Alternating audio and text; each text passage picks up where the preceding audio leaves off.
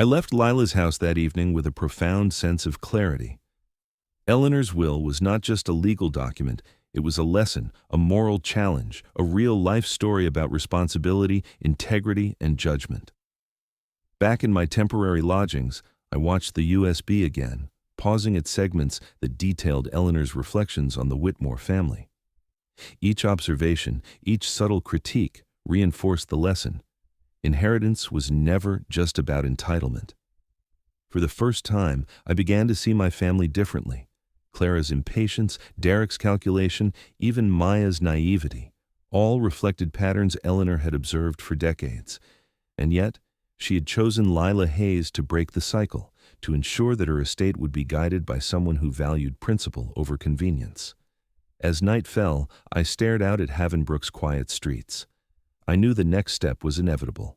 Deeper exploration of the estate, interactions with my family, and uncovering just how far Eleanor had anticipated our reactions. Lila Hayes was more than a stranger. She was the key to understanding the essence of Grandma's will, the embodiment of the moral trust Eleanor had left behind. And I, Aidan Whitmore, was caught in the middle of a storytelling video English narrative that blended wealth, legacy, and emotional will, reading with the deepest truths about family, character, and responsibility. The morning I returned to the Whitmore estate, the air felt heavy with anticipation, the tension almost visible, like a fog clinging to the grand halls. Clara and Derek had already gathered in the library, their expressions a mix of fury, disbelief, and expectation. "You've been gone for days, Aidan," Clara snapped, her hands trembling slightly as she gripped the edge of the polished mahogany table. "And now you come back. What? Singing praises to some stranger?" Derek, seated across from her, leaned back, his dark eyes calculating. "Aidan, you've seen her, haven't you? That woman who's claimed everything? Tell us, what's she like?" I took a deep breath. "Her name is Lila Hayes," I began, keeping my tone calm. "And she's not what you expect. She's responsible, principled, and exactly the person Grandma trusted to manage her estate." Clara's lips pressed into a thin line. "Principled? She's a stranger. She has no right. Grandma's will, our grandmother's will, should have gone to family." I shook my head. "This isn't about blood. Grandma Eleanor's will was always about integrity, judgment, and responsibility. You've both shown ambition, yes, but not the values she trusted would protect her legacy." Clara's anger bubbled over. "So what? We're supposed to just sit here while some outsider, some woman who's never even been part of this family, takes everything we expected?" "Yes," I said firmly, "because that is exactly what Grandma intended. She knew what would happen if she left it to us blindly. She knew we'd fight, manipulate, or squander what she spent decades building, and she chose someone who could honor it." Derek's jaw tightened, his fingers drumming a steady rhythm on the table. "Aidan, you don't understand. She doesn't know the estate. She doesn't know the intricacies, the finances, the family secrets. How can she possibly manage this?" I leaned forward, meeting his gaze. "That's precisely why Grandma chose her. She doesn't come with entitlement, pride, or bias. Lila Hayes has proven she can handle responsibility, real responsibility, not just ownership, and she's already begun." Before they could respond, a gentle knock echoed through the library. The door opened, and there she stood. Lila Hayes. Calm, composed, her hazel eyes steady as they met ours. She carried herself with a quiet authority, radiating a confidence that was grounded in experience rather than ego. "Good morning," she said softly, yet her voice carried a weight that immediately demanded attention. "I understand there's some tension. I hope we can discuss this respectfully." Clara bristled. "Respectful? You've taken everything that belongs to us." "I haven't taken anything," Lila replied evenly. "Grandma Eleanor entrusted me with her legacy because she believed I could honor it responsibly. That's all. I intend to respect her wishes, and I hope you will too." Her words were deliberate, and they carried a calm authority that contrasted sharply with the storm of emotion in the room. Derek, usually reserved, struggled for a retort. Even Clara's fury faltered, if only slightly. Over the next few hours, Lila walked us through her plans for the estate. She spoke not of extravagance, but of responsibility, reorganizing the finances, funding charitable projects Grandma had supported, restoring neglected areas of the property, and ensuring the staff and tenants were treated with dignity. This estate, she explained, is not just wealth. It is influence, responsibility, and legacy. Grandma entrusted me with it because she knew I would uphold those values. I intend to honor her vision fully, without exception, Clara scoffed. So you just get to decide everything, and we watch? No, Lila replied, gentle but firm. You can observe, learn, and perhaps contribute positively. But the ultimate responsibility rests on the choices I make, guided by Grandma's principles. That is exactly what she intended when she selected me. Her calm, moral clarity struck something deep within me. Grandma's choice wasn't about excluding family. It was about teaching a lesson, about showing us what stewardship truly meant and why character matters more than entitlement. Clara's frustration boiled over. So you're saying we've been selfish? That Grandma's trust in you is some moral lesson for us? Yes, I said quietly. And that's exactly what it is. The emotional will reading isn't just about inheritance. It's about understanding the values Grandma Eleanor Whitmore held dear. And it's about seeing the consequences of greed, ambition, and entitlement. Derek finally spoke, his voice low and dangerous. You think this lesson changes anything? We could contest the will. You could try, Lila said, her calm unshakable. But the will is clear. Legal action will fail, and morally it is hers to decide. Grandma planned for every contingency. She anticipated your reactions, and she knew I would act responsibly, with integrity. I watched as the truth settled slowly over them. The initial anger and disbelief didn't vanish, but the seeds of understanding were planted. They had expected a fight, a loophole, a way to reclaim the estate by force or cunning.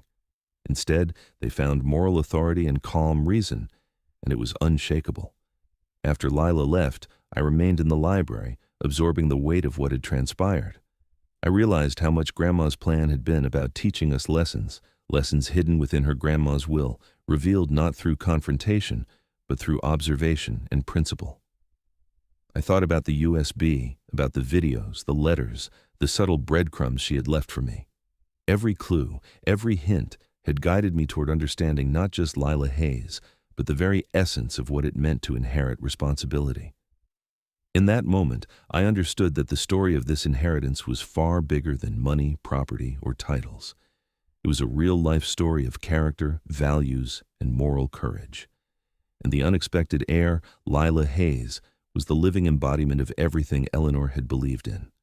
That night, I sat alone in my study, reviewing the USB again. More secrets awaited, more lessons hidden within my grandmother's careful words. Lila Hayes' stewardship had begun, but I knew the full story. The challenges, the moral tests, and the emotional will-reading moments were only just beginning. I was ready. The next phase would reveal the true depth of Eleanor Whitmore's wisdom, the hidden truths about our family, and the enduring legacy of her choices. The weeks that followed Lila Hayes' assumption of the Whitmore estate were transformative, not just for the property, but for everyone connected to it. The grand halls, once silent and formal, now carried warmth. Staff, who had long served under quiet tension, moved with renewed purpose and dignity. Gardens, neglected for years, bloomed under Lila's meticulous care. Clara and Derek, still reeling from the shock of being bypassed, remained tense, yet even their simmering resentment began to shift as they witnessed Lila's deliberate moral approach.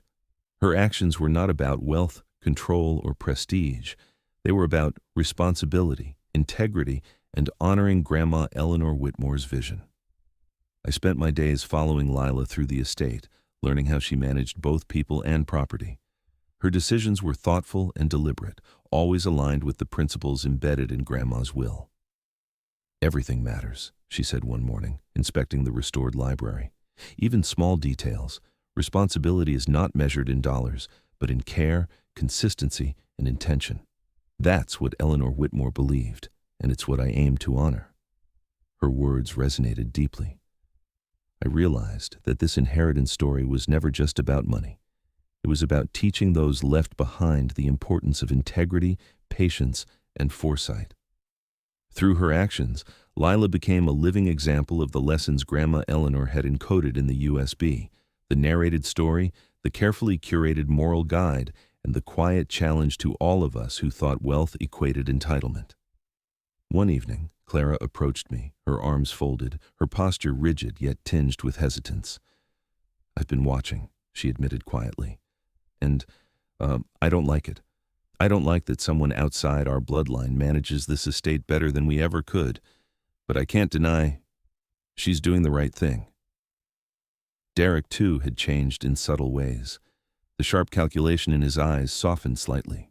"Aiden, Lila's doing more than just keeping the estate.